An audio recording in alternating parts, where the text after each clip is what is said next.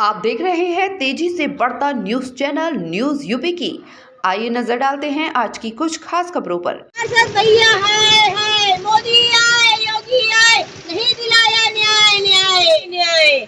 बंगाल में देखिए ये लोग डॉक्टर पीड़िता के लिए सड़कों पे कूदे फिर रहे थे, लेकिन समुदाय गुंडा समुदाय द्वारा जो मेरा शोषण किया गया, पार्षद भैया ने कहा शिकायतें तो बहुत आती हैं दयालबाग आश्रम गुंडों की, लेकिन कोई हल नहीं है। मीडिया के माध्यम से पार्षद भैया से मैं कहूंगी तत्काल इस्तीफा दे दे।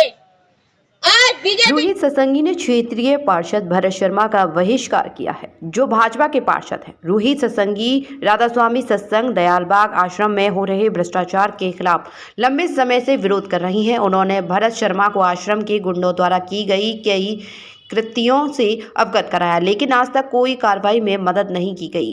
रोहित सत्संगी ने थाना न्यू आगरा में कई बार शिकायतें लिखित में दी हैं, लेकिन भरत शर्मा ने आगरा के बीजेपी नेताओं और केंद्रीय सरकार से मदद नहीं मांगी है। यह मामला दिसंबर 2024 में एलोरा ब्रांच सत्संग राधास्वामी सत्संग की प्रदर्शनी में पार्षद भरत सिंह के मुख्य अतिथि बनने के बाद सामने आया है।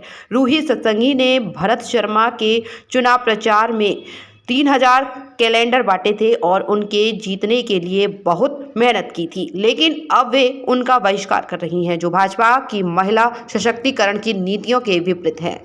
राधास्वामी मत दयालबाग आश्रम से खानदानी अनुयायी हूँ और मेरा मिशन चल रहा है दयालबाग आश्रम का पूर्ण बहिष्कार। समाज से मेरी रिक्वेस्ट, मीडिया के जरिए समाज से। आज आप दयालबाग के पार्षद भरत शर्मा के निवास पर ऑफिस पर आएंगे, क्या उद्देश्य? भरत शर्मा जी जो हमारे एरिया के पार्षद है, मेरी उनसे सख्त नाराजगी है। आप निर्दलीय आए थे, जीते थे, आपने कहा बीजेपी में होता तो मैं मदद कर पाता। आप प्राण प्रतिष्ठा पे बीजेपी में घोषित हुआ कि आपने बीजेपी ज्वाइन कर ली, बहुत अच्छी बात है।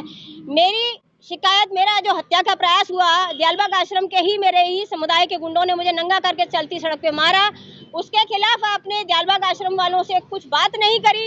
मेरे फेवर में कभी न्यू आगरा थाने पे फोन नहीं किया, मेरी याचिका के लिए कहीं किसी बीजेपी नेता को रिक्वेस्ट नहीं करी।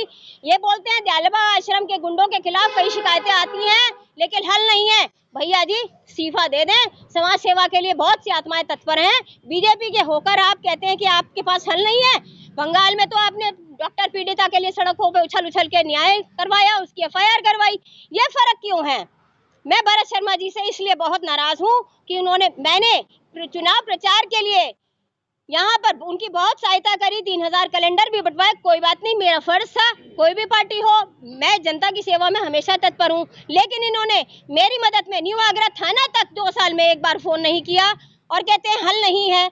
और ऐसे समुदाय के साथ जो 2023 सितंबर में शासन प्रशासन के अधिकारियों का हाथ पैर मुंह तोड़ते हो, फोर्स को फोड़ते हो, खून खराबा करते हो फोर्स के साथ, ADM साहब के साथ, आप ऐसे समुदाय में के साथ 2024 के दिसंबर में उनकी प्रदर्शनी में मुख्य अतिथि बनते हैं।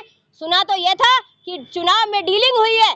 अगर आप ऐसे कृत्य करते हैं, अगर आपकी गतिविधियां यही हैं, तो ये साबित होता है कि आपकी दयालबाग आश्रम वालों से डीलिंग हुई है चुनाव में। कभी आप उनसे व्यक्तिगत रूप से मिली हैं? मैं व्यक्तिगत रूप में बहुत मिली हूँ। शुरू में हमारा मर्डर अटेम्प्ट से पहले भी मिलना जुलना था, ऑफिस में हम सेवाएं करते थे, लेकिन मेरी नाराजगी के चलते मैंने इनका साथ देना छोड़ दिया, क्योंकि इन्होंने मेरे को कष्ट पहुंचाया।